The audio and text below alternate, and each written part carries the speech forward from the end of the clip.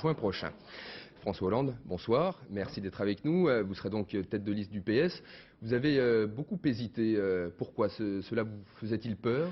Non, mais parce qu'il fallait mesurer l'enjeu, ça n'allait pas forcément de soi. Pourquoi être candidat parce qu'on est premier secrétaire, ça ne suffisait pas. Il fallait bien mettre l'accent sur ce que devait être cette campagne. D'autant plus que le résultat de l'élection européenne peut influer sur le sort du premier secrétaire du PS. Michel Oui, Rocard s'en souvient. C'était une autre époque. Mais moi, je pensais que c'était un moment important pour l'Europe et pour les socialistes en France. Pour l'Europe, parce que la question maintenant est de savoir si on veut plus d'Europe, mais pas dans n'importe quelle condition. On veut plus d'Europe pour l'emploi, plus d'Europe pour la croissance, plus d'Europe sociale, plus d'Europe politique. Alors on dira, c'est peut-être des mots. Nous, les socialistes, en Europe, nous sommes dans 11 gouvernements sur 15.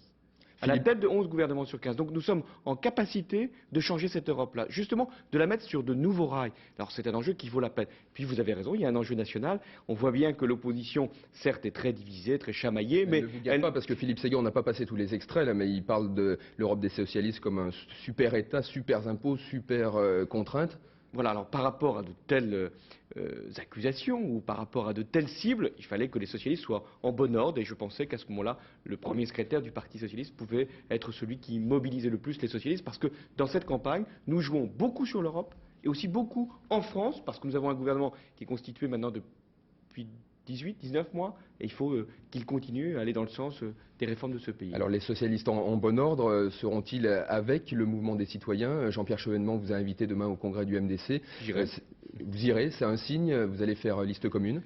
Si on peut trouver un accord politique, si on est à les mêmes conceptions sur l'Europe, les mêmes conceptions sur justement cette réorientation de l'Europe dans un sens qui correspond à nos valeurs, l'emploi, la croissance, le social, l'Europe politique, et surtout qui doit correspondre à des actes, parce que Jospin a réorienté l'Europe, il faut donc qu'on aille dans la même direction. Ce n'est pas évident quand même, parce que non, entre le MDC et le PS, il y a des... Si on peut y arriver de bonne foi, il y aura une liste commune. S'il y a des différences et qu'elles ne peuvent pas se résorber, pourquoi faire une liste commune si c'est pour ne pas être d'accord sur l'essentiel? Alors aujourd'hui, tout le monde semble se poser une question. Irez-vous siéger à Strasbourg? Parce que je rappelle que vous êtes non seulement patron du PS, mais également député de Corrèze, vice-président du Conseil général du Limousin.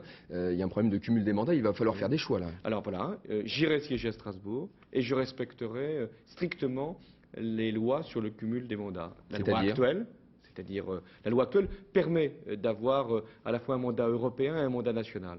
Mais nous sommes aussi pour une nouvelle loi. Et donc je souhaite vraiment que cette nouvelle loi soit votée le plus vite possible avant les élections européennes pour justement avoir à ce moment-là l'obligation d'abandonner un mandat. Et je choisirai à ce moment-là le mandat qui me paraît le plus conforme à la morale collective. Lequel? Parce que vos électeurs de Corrèze sont intéressés, je pense. De toute façon, je resterai lié à la Corrèze, parce que c'est de la Corrèze que j'ai la source de ma légitimité principale. Donc le choix de ce point de vue-là ne se discutera pas.